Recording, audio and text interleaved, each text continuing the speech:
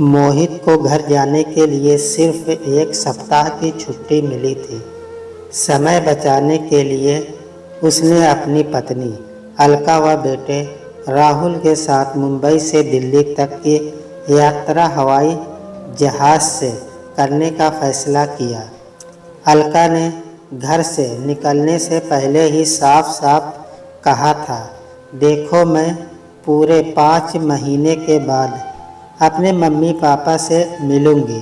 भैया भाभी के घर से अलग होने के बाद वे दोनों बहुत अकेले हो गए हैं, इसलिए मुझे उनके साथ ज़्यादा समय रहना है। अगर आपने अपने घर पर 2 दिनों से ज़्यादा रुकने के लिए मुझ पर दबाव बनाया तो झगड़ा हो जाएगा। अपने मम्मी पापा के अकेलेपन से आज तुम इतनी दुखी और परेशान हो रही हो, पर शादी होते ही तुमने रात दिन कलह करके क्या मुझे घर से अलग होने को मजबूर नहीं किया था? जब तुमने कभी मेरे मनोभावों को समझने की कोशिश नहीं की तो मुझसे ऐसी उम्मीद क्यों रखती हो? मोहित उससे ऐसा सवाल पूछना चाहता था, पर झगड़ा और कलह हो जाने के डर से चुप रहा। तुम जितने दिन जहाँ रहना चाहो वहाँ रहना, पर राहुल अपने दादा दादी के साथ ज़्यादा समय बिताएगा। वे तड़प रहे हैं अपने पोते के साथ हंसने खेलने के लिए। मोहित ने रूखे से लहजे में अपनी बात कही और अलका के साथ किसी तरह की बहस में उलझने से बचने के लिए टैक्सी की खिड़की से बाहर देखने लगा था। मोहित को अपनी सास मीना कभी अच्छी नहीं लगी थी। उसकी शाह पर ही अलका ने शादी के कुछ महीने बाद से किराए के मकान में जाने की जिद पकड़ ली थी। उसका दिल बहुत दुखा था, पर शादी के 6 महीने बाद ही अलका ने उसे किराए के घर से रहने को मजबूर कर दिया था। वह करीब 4 साल तक किराए के मकान में रहा था। फिर नई कंपनी में नौकरी मिलने से वह 5 महीने पहले मुंबई आ गया था। अब सप्ताह भर की छुट्टियां लेकर वह सपरिवार पहली बार दिल्ली जा रहा था। करीब 2 महीने पहले मोहित का साला नीरज अपनी पत्नी अंजू और सास ससुर के बहकावे में आकर घर से अलग हो गया था।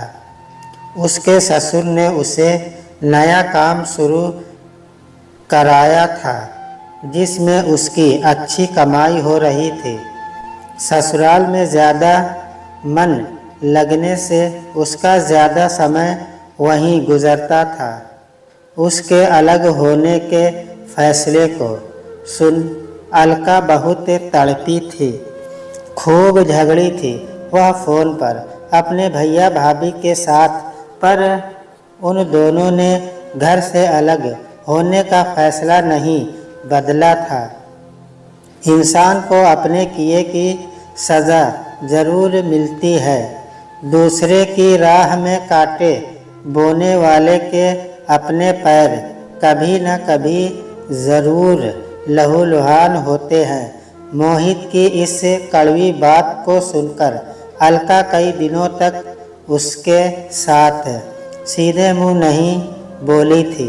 मोहित अपने माता पिता को मुंबई में साथ रखना चाहता था, पर अलका ने इस प्रस्ताव का जबरदस्त विरोध किया। माँ की कमर का दर्द और पिताजी का ब्लड प्रेशर बढ़ता जा रहा है।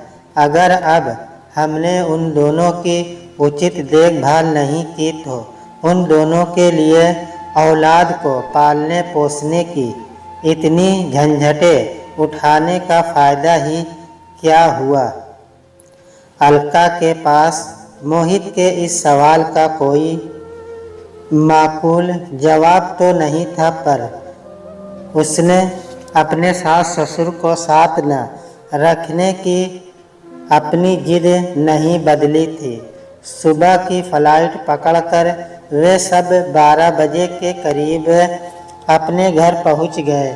पूरे सफ़र के दौरान अलका नाराज़गी भरे अंदाज में खामोश रही थी।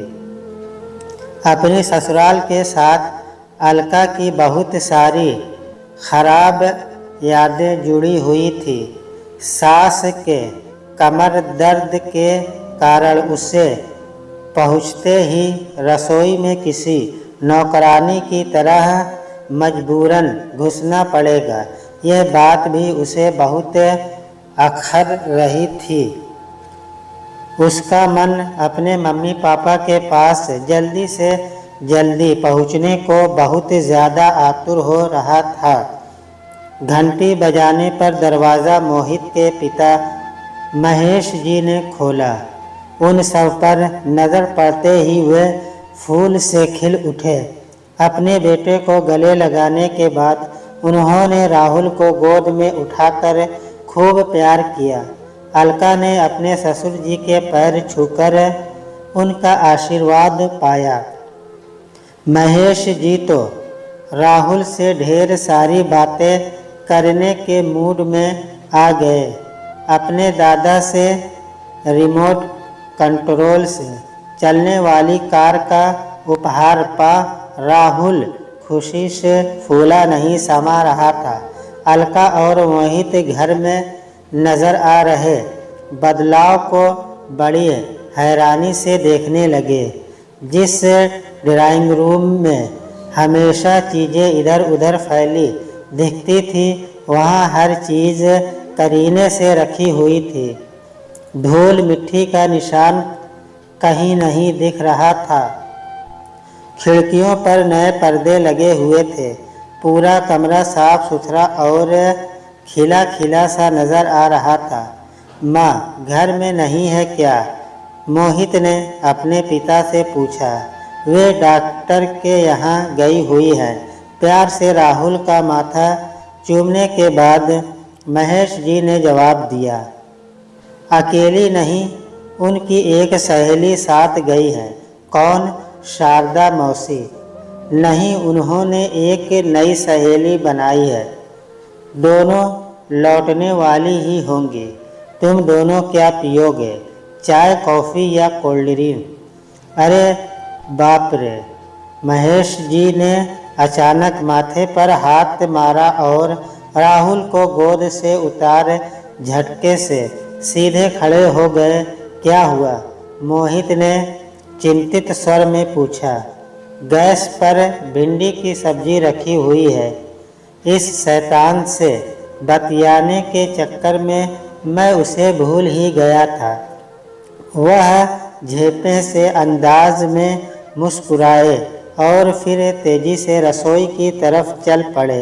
राहुल कार के पास खेलने में मगन हो गया। अलका और मोहित महेश जी के पास रसोई में आ गए। घर की साफ सफाई के लिए कोई नई कामवाली रखी है क्या पापा? साफ सुथरी रसोई को देख अलका यह सवाल पूछने से खुद को रोक नहीं पाई। कामवाली तो हमने लगा ही नहीं रखी है बहू। घर के सारे कामों में तुम्हारी सास का हाथ अब मैं बटाता हूँ। तुम ये कह सकती हो कि उसने नया काम वाला रख लिया है। अपने मजाक पर महेश जी सबसे ज़्यादा खुलकर हंसे। मोहित ने एक भगोने पर ढकी तस्तरी को हटाया और बोला, वाह, मटर पनीर की सब्जी बनी है। लगता है माँ सारा लंच तैयार करके गई है। डॉक्टर के यहाँ बहुत भीड़ होती है, इसलिए वे तो 3 घंटे पहले घर से चली गई थी। आज लंच में तुम दोनों को मेरे हाथ की बनी सब्जियां खाने को मिलेगी। किसी छोटे बच्चे की तरह गर्व से छाती फुलाते हुए महेश जी ने उन दोनों को बताया। आपने खाना बनाना तब से सीख लिया पापा। मोहित हैरान हो उठा। घर के सारे काम करने का हुनर हम आदमियों को भी आना चाहिए। तुम बहू से ट्रेनिंग लिया करो। अब मैं तुम्हें इलायची वाली चाय बनाकर पिलाता हूँ। चाय मुझे बनाने दीजिए पापा। अलका आगे बढ़ आई। अगली बार तुम बनाना। तुम्हारे हाथ की बनी चाय पिए तो एक अरसा हो गया। महेश जी ने प्यार से उसके सिर पर हाथ फेरा तो अजीब सी भावुकता का शिकार हो उठी। अलका को अपनी पलकें नम होती प्रतीत हुई थी। तभी किसी ने दरवाजे से घंटी बजाई तो मोहित दरवाज़ा खोलने के लिए चला गया। अलका, तुम्हारे पापा आए हैं। कुछ देर बाद मोहित की ऊंची आवाज़ अलका के कानों तक पहुंची तो वह भागती सी ड्राइंग रूम में पहुंच गई। आप यहाँ कैसे? अलका अपने पिता उमाकांत को देख खुशी से खिल उठी। तुम दोनों के आने की खुशी में रसमलाई लेकर आया हूँ। राहुल को गोद से उतारने के बाद उमाकांत ने अपनी बेटी को छाती से लगा लिया। उमाकांत, रसमलाई का मज़ा खाने के बाद लिया जाएगा। अभी चाय बनकर तैयार है। महेश जी रसोई में से ही चिल्लाकर बोले। ठीक है भाई साहब। उन्हें ऊंची आवाज़ में जवाब देने के बाद उमाकांत ने हैरान नज़र आ रहे अपने बेटी दामाद को बताया, हम दोनों एक दूसरे के बहुत पक्के दोस्त बन गए हैं। रोज़ मिले बिना हमें चैन नहीं पाता है। यह चमत्कार हुआ कैसे? इस सवाल को पूछने से मोहित खुद को रोक नहीं सका। यह सचमुच चमत्कार ही है कि इस घर में हमारा स्वागत अब दोस्तों की तरह होता है। मोहित सस्पेंस बढ़ाने वाले अंदाज में मुस्कुराते हुए उमाकांत उसके सवाल का जवाब देना टाल गए थे। तभी करीब 2 महीने पहले घटी एक घटना की याद उनके मन में बिजली की तरह कौंध गई थी। अपने बेटे बहू के अलग हो जाने से मीना बहुत ज़्यादा दुखी और परेशान थी। बेख्याली में घर की सीढ़ियाँ उतरते हुए उनका पैर फिसला और बाएं टखने में मोच आ गई। डॉक्टर की क्लिनिक में उनकी मुलाकात महेश और आरती से हुई। आरती की कमर का इलाज वही डॉक्टर कर रहा था। तेज दर्द के कारण तड़प रही मीना का आरती ने बहुत हौसला बढ़ाया था। उस वक्त उन्होंने मीना के खिलाफ अपने मन में बसे सारे गिले शिकवे भुलाकर उन्हें सहारा दिया था। अपने बेटे से बहुत ज़्यादा नाराज़ मीना ने उसे अपनी चोट की खबर नहीं दी थी। डॉक्टर को दिखाने के बाद कुछ देर आराम करने के लिए महेश जी व आरती उन दोनों को अपने घर ले आए थे।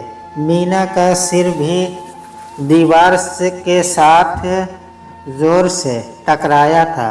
वहाँ कोई जख्म तो नहीं हुआ था, पर सिर को हिलाते ही उन्हें ज़ोर से चक्कर आ रहे थे। इस स्थिति के चलते मीना को आरती के घर में उस रात मजबूरन रुकना पड़ा। उनकी किसी भी ज़रूरत को पूरा करने के लिए आरती रात को मीना के साथ ही सोई थी। नींद आने से पहले बहुत दिनों से परेशान चल रही मीना के मन में कोई अवरोध टूटा और वह आरती से लिपटकर खूब रोई थी। अपने बेटे बहू के घर छोड़कर अलग हो जाने के बाद मुझे ये एहसास बहुत सता रहा है कि मैंने आप दोनों के साथ बहुत गलत व्यवहार किया है। अपनी बेटी को समझाने के बजाय मैं उसे भड़काकर हमेशा ससुराल से अलग होने की राय देती रही। अब मुझे अपने किए की सज़ा मिल गई है। बहन जी, आप मुझे आज माफ़ कर दोगी तो मेरे मन को कुछ शांति मिलेगी। पश्चाताप की आग में जल रही मीना ने जिस वक्त आरती से आंसू बहाते हुए क्षमा मांगी थी, उस वक्त उमाकांत और महेश जी उस कमरे में ही उपस्थित थे। जब आरती ने मीना को गले से लगाकर अतीत की सारी शिकायतों व गलत फहमियों को भुलाने की इच्छा जाहिर की तो भाव विभोर हो उमाकांत और महेश भी एक दूसरे के गले लग गए थे। आरती और महेश ने मीना और उमाकांत को अपने घर से 3 दिन बाद ही विदा किया था। तुम ऐसा समझो कि अपनी बेटी की ससुराल में नहीं बल्कि अपनी सहेली के घर में रह रही हो। तुमसे बातें करके मेरा मन बहुत हल्का हुआ है। मुझे न कमर का दर्द सता रहा है, न बहू बेटे के अलग व्यवहार से मिले जख्म पीड़ा दे रहे हैं। तुम कुछ ठीक होने के बाद ही अपने घर जाना। आरती की अपनेपन से भरी ऐसी इच्छा ने मीना को बेटी की ससुराल में रुकने के लिए मजबूर कर दिया था। आने वाले दिनों में दोनों दंपतियों के बीच दोस्ती की जड़ें और ज़्यादा मजबूत होती गई थी। पहले एक दूसरे के प्रति नाराज़गी, नफ़रत और शिकायतों में खर्च होने वाली ऊर्जा फिर आपसी प्रेम को बढ़ाती चली गई थी। माँ आपके साथ क्यों नहीं आई है? अलका के इस सवाल को सुन उमाकांत अतीत की यादों से झटके के साथ उभर आए थे। कुछ देर में वह आती ही होगी, इसे फ्रिज में रख आ। उमाकांत ने रसमलाई का डिब्बा अलका को पकड़ा दिया। वे सब लोग जब कुछ देर बाद गर्मा गर्म चाय का लुत्फ़ उठा रहे थे, तब एक बार फिर घंटी की आवाज़ घर में गूंज गई। दरवाज़ा खुलने के बाद अलका और मोहित ने जो दृश्य देखा वह उनके लिए कल्पनीय था। मोहित की माँ आरती ने अलका की माँ मीना का सहारा लेकर ड्राइंग रूम में प्रवेश किया। बहुत ज़्यादा थकी सी नज़र आने के बावजूद वे दोनों घर आए मेहमानों को देखकर खिल उठी थी। मोहित ने तेजी से उठकर पहले दोनों के पैर छुए और फिर माँ की बाँह थाम ली। मीना के हाथ खाली हुए तो उन्होंने अपनी बेटी को गले लगा लिया। अलका उनसे अलग हुई तो राहुल अपनी दादी की गोद से उतरकर भागता हुआ नानी की गोद में चढ़ गया। सबके लाड प्यार का केंद्र बन वह बेहद प्रसन्न और बहुत ज़्यादा उत्साह से भरा हुआ नज़र आ रहा था। इस बार 2 कप चाय में मैं बना कर लाता हूँ। उमाकांत ने अपना कप उठाया और चाय का घूंट भरने के बाद रसोई की तरफ चल पड़े। उनकी जगह चाय बनाने के लिए अलका रसोई में जाना चाहती थी, पर आरती ने उसका हाथ पकड़कर रोक लिया। बहू, तुम्हारे पापा के हाथ की बनी स्पेशल चाय पीने की मुझे तो लत पड़ गई है। बना लेने दो उन्हीं को चाय। आरती के मुंह से निकले इस शब्द ने अलका और मोहित के मनों की उलझन को बहुत ज़्यादा बढ़ा दिया था। मुझे अपनी आँखों पर विश्वास नहीं हो रहा था। उन चारों बुजुर्ग को कुछ देर बाद बच्चा बन कर राहुल के साथ हंसते बोलते देख अलका ने धीमी आवाज में मोहित के सामने अपने मन की हैरानी प्रकट की। कितने खुश हैं चारों। मोहित भावुक हो उठा। इस सुखद बदलाव का कारण कुछ भी हो, पर यह दृश्य देखकर मेरे मन की चिंता गायब हो गई है। ये सब एक दूसरे का कितना मजबूत सहारा बन गए हैं। पर यह चमत्कार हुआ कैसे? अपनी माँ के टखने में आई मोच वाली घटना से अनजान अलका एक बार फिर आश्चर्य से भर उठी। इस बार अलका की आवाज़ उसके पिता के कानों तक पहुंच गई।